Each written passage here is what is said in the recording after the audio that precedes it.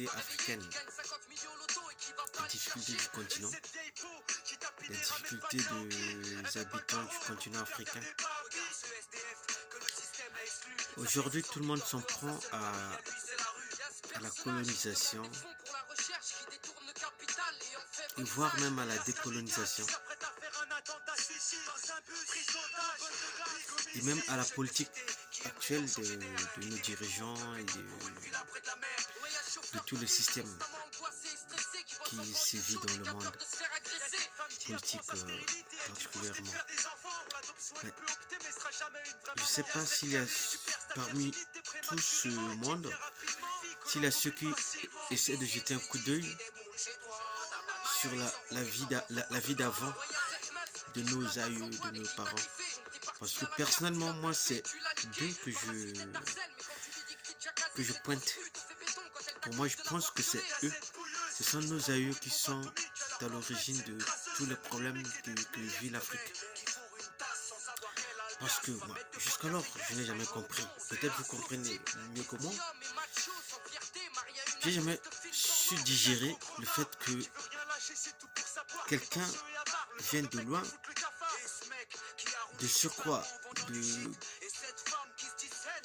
de couleurs différentes, une personne inconnue arrive chez vous et se mette à vous dire que abandonnez vos cultures, abandonnez votre langue, donnez-moi votre enfant, je vais l'emmener ailleurs, faire, je ne sais pas, du travail et pour rapporter gros à la famille, à la communauté et peut-être au continent. Et c'est ce qu'ils ont eu à faire. Quand les colons là sont venus, les colons étaient des personnes comme eux. Mais qu'est-ce qui les a poussés à écouter ces personnes? Ils avaient quoi de supérieur sur eux par rapport à nos aïeux là? Comment, je sais pas, quels sont les arguments qu'ils ont pu utiliser pour les convaincre à se laisser berner par ces étrangers au stade de laisser tout, d'abandonner tout, leur culture, leur divinité, leur patrimoine, leur identité et adopter la langue d'autrui, la culture d'autrui, donner même les terres et eux, ils ont choisi, les autres savent, ils savent comment choisir les bons terrains. Ils choisissent toujours à côté de l'eau, donc à côté des fleuves, à côté des mers. Mais comment ils ont fait? Comment ils se sont laissés berner par ces gens? Est-ce que c'est toujours le manque du courage que nous vivons jusqu'à ce jour chez nos dirigeants? Ce manque de courage de ne pas poser leur point de vue, de ne pas imposer leur point de vue vis-à-vis des autres. Quand ils parlent, ils sont deux fois dirigeants, chefs de l'État, ministres, je ne sais pas quoi, je peux dire.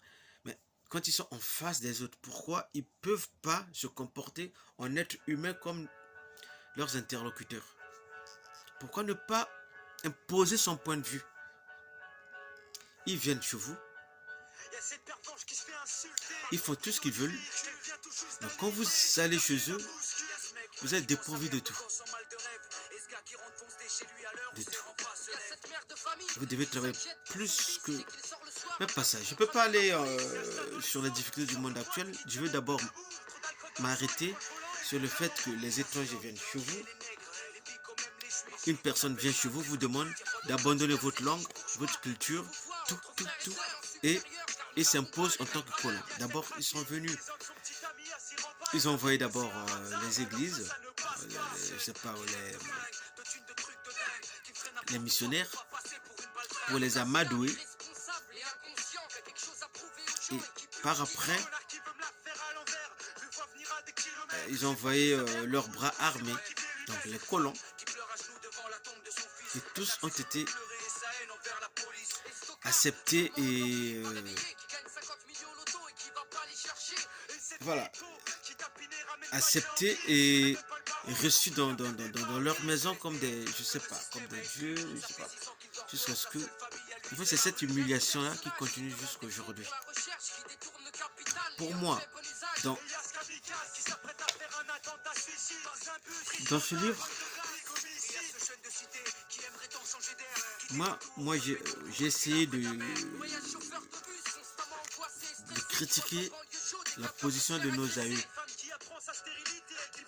Comment ils avaient pu se laisser berner par ces personnes, par ces gens étrangers, venir chez eux et se laisser convaincre d'abandonner tout. Pour moi, c'est d'abord là le premier pas de la difficulté de l'Afrique, du continent africain, de ses enfants et de tout ce que nous pouvons, tout ce que nous connaissons aujourd'hui. Cette humiliation où on voit deux fois certaines personnes, certains chefs d'État occidentaux venir en Afrique et se mettre à dire que l'Afrique ne fait pas partie de l'histoire. D'autres viennent en disant que non, si l'Afrique ne se développe pas, c'est parce que les femmes font trop d'enfants. Et ils viennent le dire en Afrique. Et deux fois, il y a des Africains qui applaudissent. Alors, pourquoi cherchons des solutions sur des problèmes historiques dans le présent, alors que souvent les solutions sont d'abord dans notre histoire. Il faut d'abord décortiquer le problème, identifier le problème, le décortiquer et par la suite suggérer des solutions. Et j'insiste encore à le dire, comme je l'avais précisé à ma précédente vidéo, que la solution de l'Afrique n'est que personne.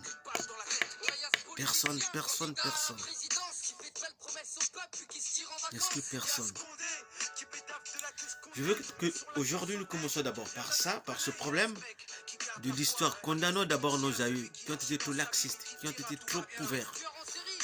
C'est pas de la gentillesse, mais c'est de la naïveté. C'est d'abord eux qui nous ont trahis. C'est eux qui ont trahi l'Afrique. C'est d'abord eux, c'est pas le colon. Le colon a fait son job. On l'a envoyé, voilà, aller chercher. Chez eux, ils n'ont pas, leur sous-sol n'a pas de richesse. Mais ils veulent que les leurs vivent dans les bonnes conditions.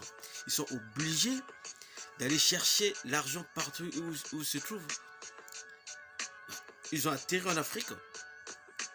Ils sont venus tranquillement voir nos aïeux et demander, parler. Ils ne sont pas venus en force. Ils sont venus en deux équipes. La première équipe est venue, c'est des missionnaires qui ont amadoué le peuple, qui ont amadoué ces anciens. Et les deuxièmes, c'est ces colons. Mais aujourd'hui, qu'est-ce qu'on voit dans certaines villes africaines? Quand on glorifie ces colons-là. Prenons le cas de mon pays, Brazzaville, le Congo-Brazzaville. De Brazza là-bas, il y a tout un musée qui est célébré, c'est comme s'il a fait quelque chose de bien, alors qu'on devrait quand même faire des musées et faire de la pub, de la promotion des Africains qui avaient revendiqué, qui avaient refusé d'être colonisés. Il y a des régions, il y en a. Les historiens doivent faire ce travail. Les Africains qui ont su s'opposer à l'arrivée des étrangers pour venir imposer tout. Quand je dis imposer tout, c'est tout. Rien n'avait été épargné. Et ces problèmes continuent jusqu'à aujourd'hui. Cette fois-ci, avec la complicité de nos dirigeants, mais c'est dans beaucoup de compartiments qui essaient d'empiéter sur les libertés de l'Afrique. Là, on ne les identifie pas. On essaie de voir juste juste ce que nous vivons, ce que nous voyons à l'œil nu. Mais au fond, aujourd'hui les gens parlent des indépendances 60 ans, des indépendances. Je ne sais pas, l'indépendance, oui, mais on est indépendant sans être libre. On est indépendant sans être libre. On n'a pas d'autonomie. L'Afrique ne fait pas ce qu'elle veut. C'est pas parce qu'elle veut être comme ça. C'est parce que le problème, c'est parce que on n'essaie pas de faire des efforts. On est dirigé par les prisonniers.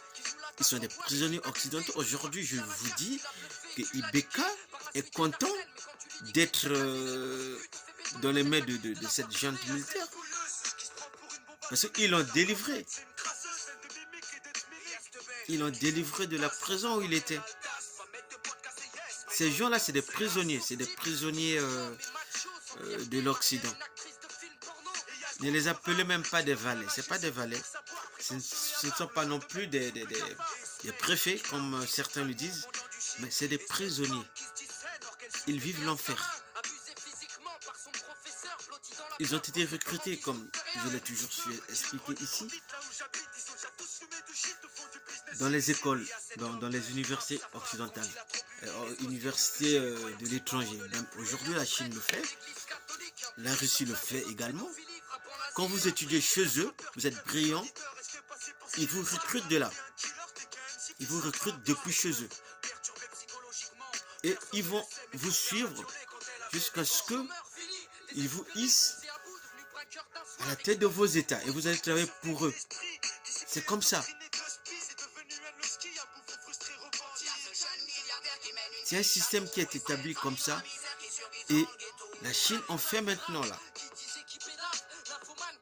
Et la Chine peut-être ne fait pas de façon politique, mais la Chine prend plus, attaque plus du côté du commerce. Elle endette l'Afrique. De façon à ce que des générations futures puissent payer des dettes qu'elle donne, voilà, à yeux ouverts comme ça. Là. Et nos dirigeants en prennent en guise de la construction des infrastructures, je sais pas.